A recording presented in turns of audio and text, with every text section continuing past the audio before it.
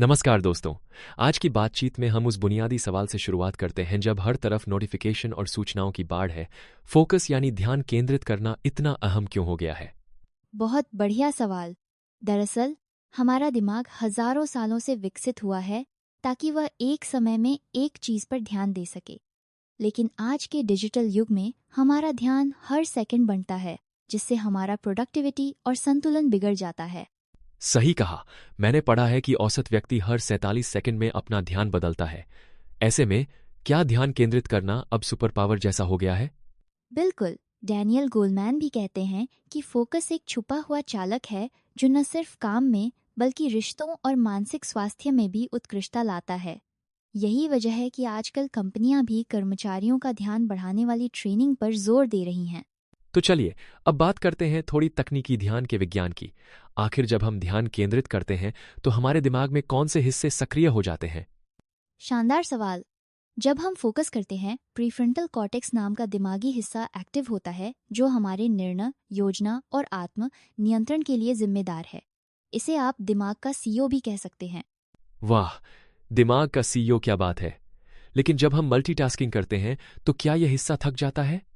बिल्कुल। रिसर्च बताती है कि लगातार मल्टीटास्किंग से दिमाग की प्रीफ्रंटल क्षमता कमजोर हो जाती है। यही कारण है कि विशेषज्ञ सलाह देते हैं एक समय में एक काम, ताकि गलती और थकान दोनों कम हो। यानी ध्यान को लेकर भी यूज इट और लूज इट वाली बात लागू होती है। इसी संदर्भ में गोलमैन इसे मांसपेशी की तरह ट्रेन करने की सलाह देते हैं। अब आगे बढ़ते हैं आंतरिक फोकस की ओर। गोलमैन इसे आत्म जागरूकता से जोड़ते हैं। आखिर खुद को समझना इतना जरूरी क्यों है?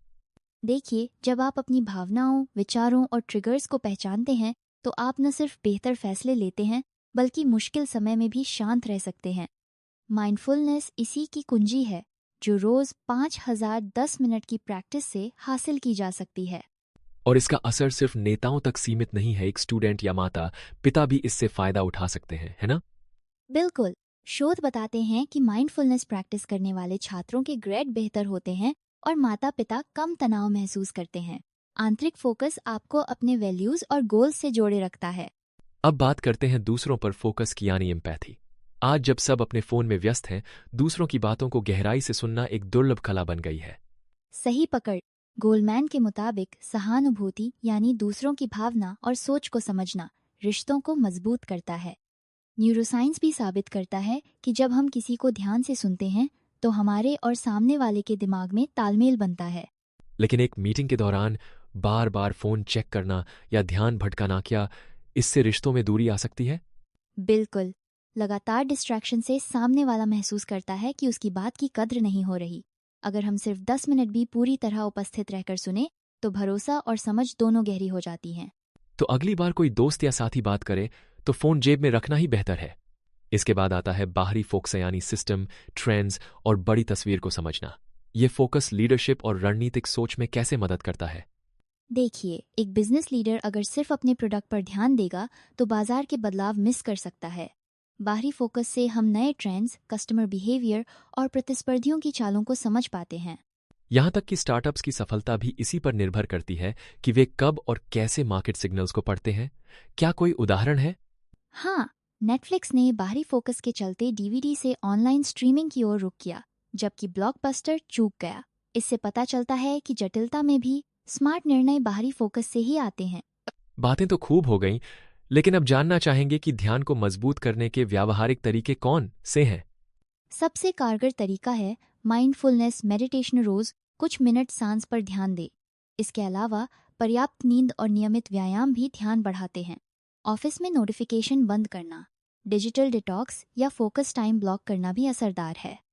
और स्कूलों में भी माइंडफुलनेस प्रोग्राम्स लाए जा रहे हैं, जिससे बच्चों का ध्यान और ग्रेड दोनों सुधर रहे हैं। क्या कंपनियों में भी ऐसे प्रयोग हो रहे हैं? बिल्कुल। कई बड़ी कंपनियां no meeting days, focus power hours जैसी पहलें चला रही हैं। इससे कर्मचारियों की प्रोडक्टिविटी और संतुलन दोनों में सुधार देखा गया है। अब समापन की ओर बढ़ते हैं। अगर श्रोता सिर्फ एक बात याद रखें तो वह क्या होनी चाहिए?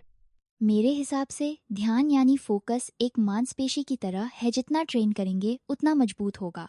आंतरिक, दूसरों पर और बाहरी फोकस में संतुलन लाकर हम जीवन में असाधारण उपलब्धियां हासिल कर सकते हैं। और सबसे अच्छी बात, डिस्ट्रैक्शन के शोर में भी हम खुद तय कर सकते हैं कि हमारी ऊर्जा, वक्त और ध्यान कहाँ जाए। गोलमैन की किताब यही सिखाती है। बिल्कुल, और अगर सुनने वाले छोटी छोटी प्रैक्टिसेस अपनाएं तो वे भी अपने जीवन में उत्कृष्टता का छुपा हुआ चालक खोज सकते हैं। बहुत बढ़िया। तो दोस्तों, फोकस करें और अगर आपको यह चर्चा पसंद आई हो तो जरूर शेयर करें। अगली बार फिर मिलेंगे एक नए विषय के साथ।